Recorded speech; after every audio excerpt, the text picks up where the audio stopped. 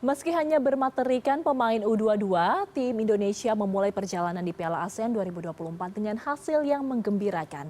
Di bawah arahan pelatih Sinteyong, tim Garuda berhasil menaklukkan tuan rumah Myanmar dengan skor 1-0. Lalu bagaimana penampilan timnas di laga perdana dan bagaimana peluang tim Garuda di laga selanjutnya? Kita akan bahas malam hari ini bersama Aji Santoso, mantan pemain dan juga pelatih tim nasional Indonesia. Coach Aji, selamat malam, apa kabar? Selamat malam Mbak Ayu, Alhamdulillah kabar baik. Alhamdulillah. Coach, akhirnya setelah kemarin Indonesia menang tipis dengan susah payah di kandang Myanmar dengan hasil 1-0, bagaimana Anda melihat penampilan para pemain muda timnas di laga melawan Myanmar? Iya Mbak Ayu, di turnamen-turnamen dimanapun biasanya itu memang pertandingan pertama cukup sulit karena setiap pemain, setiap tim masih beradaptasi dengan situasi turnamen seperti itu. Jadi seperti tadi malam juga pun yang dialami pemain-pemain kita juga sama, belum begitu leluasa, belum begitu enjoy dengan cara bermain, itu normal. Di mana-mana juga seperti itu. Saya masih ingat sekali ketika Piala Dunia tahun 90 di mana Argentina berhadapan dengan Kamerun, bahkan Argentina kalah gitu. Artinya di setiap turnamen pertandingan-pertandingan awal itu pasti memerlukan adaptasi. Tapi yang terpenting ada hasil positif yang diraih tim kita, yaitu dengan mengalahkan tuan rumah 1-0.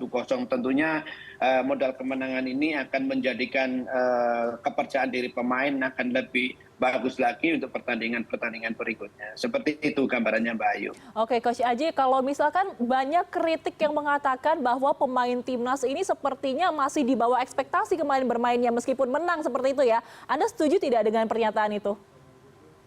Sudah saya sampaikan di depan tadi bahwa pemain-pemain masih perlu adaptasi dengan turnamen ini. Saya sangat yakin dengan materi pemain yang ada, kita tahu materi pemain kita meskipun semua under 20 itu kualitasnya sudah tidak diragukan lagi. Kenapa? Karena yang pertama banyak pemain-pemain yang sudah bergabung dengan timnas senior seperti Marcelino, terus si pemain-pemain yang lain ya, Arhan, juga Asnawi, itu kan pemain-pemain sudah sangat berpengalaman. Yang kedua, pemain-pemain yang lain pun juga menjadi pemain-pemain andalan di klubnya masing-masing di kompetisi reguler kita gitu. Jadi seperti Ferrari, seperti Kadek, seperti Caraka, ini materi pemain cukup bagus. Coach Sintayong diuntungkan dengan materi pemain yang sangat bagus. Oke, baik. Menarik, Coach, kita membicarakan mengenai komposisi pemainnya. Ada sejumlah pemain andalan timnas senior seperti ada Asnawi, kemudian juga ada Rafael Struijk, main dari bangku cadangan. Kira-kira penyebabnya, alasannya apa Coach STY melakukan keputusan tersebut? Ya, malah kita lihat yang agak beda, di mana komposisi pemain sudah main itu Asnawi di kiri, sedangkan si Arhan yang biasanya di kiri taruh di kanan. Ya memang Coach Sintayong ingin mencoba pemain-pemain yang ada saat ini. Tentunya Coach Sintayong sangat yakin, tidak khawatir dengan materi pemain yang ada. Makanya pemain-pemain itu diberi pengalaman pertandingan-pertandingan pertama untuk melihat kemampuan pemain-pemain itu seperti apa. Jadi menurut saya itu sah-sah aja, dan ternyata juga dengan materi pemain yang masih pertandingan pertama masih coba-coba juga masih menang kan Indonesia. Memang kualitasnya tim kita ini sekarang terutama di Asia Tenggara sangat diperhitungkan. Seperti itu, Mbak Ayu. Oke, baik. Coach Aji, kalau kita lihat juga STY ini kan menempatkan ada Doni Tripamungkas ya sebagai pendamping dari Muhammad Ferrari dan juga Kadek Arel dalam skema 3 back. Padahal kan kalau selama ini kita lihat Doni biasanya bermain sebagai back kiri, tapi akhirnya malah terpilih sebagai man of the match di laga melawan Myanmar kemarin. Bagaimana menurut Anda penampilan dari Doni kemarin? Ya, memang anak ini memiliki kualitas skill yang cukup bagus, cara bermain yang bagus, visi bermain sepak bola yang cukup bagus. Jadi pemain memang dasarnya bagus. Kebetulan dia biasanya di bek kiri terus digeser agak sedikit ke tengah.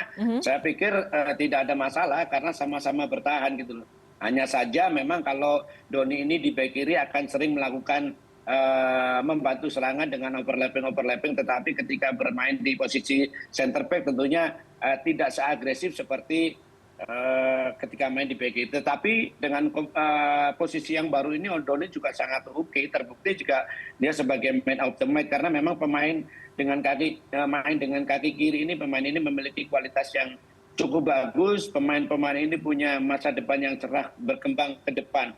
Seperti itu. Jadi menurut saya apa yang menjadi keputusan Coach Sintayong menempatkan Doni sebagai center back ya terbukti benar. Sudah tepat ya.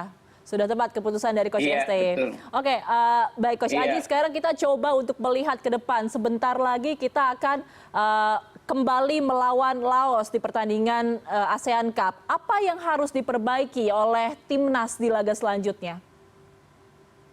Iya, tentunya kalau kita melawan Laos nanti, kita tentunya tidak boleh underestimate, menganggap enteng, tetapi kalau pemain-pemain bisa mengeluarkan kemampuan terbaiknya, saya pikir Laos masih di bawah kita kelasnya. Kemungkinan kita menang cukup besar, peluang menang cukup besar, tetapi tentunya masih banyak yang perlu diperbaiki. Seperti permainan-permainan kemarin, pemain harus lebih enjoy, aliran bolanya juga harus lebih bagus lagi, dan ketika berada di depan harus lebih bagus lagi masalah finishingnya. Tetapi menurut saya Coach Sintayong juga sudah tahu itu. Kemarin itu pertandingan-pertandingan yang bisa dikatakan masih mencari komposisi yang paling tepat, meskipun Coach Sintayong sebenarnya sudah tahu karena pemain-pemain ini kan sudah terbiasa main di tim senior. Jadi menurut saya ketika melawan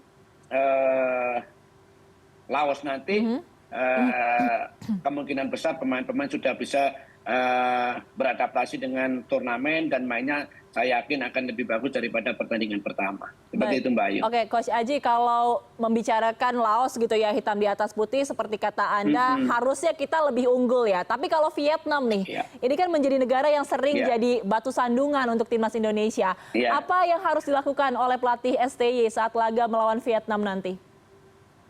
Iya, memang kalau Laos kualitas timnya masih, memang kita harus akui masih berada di bawah tim kita. Tetapi ketika melawan Vietnam nanti paling tidak memiliki kualitas yang sama, meskipun saya sangat yakin tim-tim Asia Tenggara sangat memperhitungkan permainan kualitas timnas kita. Jadi menurut saya ketika melawan Vietnam nanti lah itu menurut saya ujian paling menentukan. Ya, kita lihat diuji apakah memang tim kita saat ini berada di atas kualitas tim Vietnam. Ya kita nanti kita lihat pertandingan tersebut. Tetapi yang jelas ya Vietnam sangat menghitungkan dengan kekuatan tim kita, karena itu tadi materi pemainnya cukup bagus, banyak pemain yang bergabung dengan tim senior, pelatihnya juga kita tahu pelatih yang cukup berkualitas, terbukti tim kita juga berprestasi kan begitu. Jadi memang ujian yang paling nyata nanti kita lihat ketika menghadapi Vietnam. Tetapi kalau menghadapi Laos ya kita tidak takabur, tidak arogan, tidak underestimate. Kalau dilihat dari kualitas teknik, dari kualitas tim, Indonesia masih berada di atas dari Laos.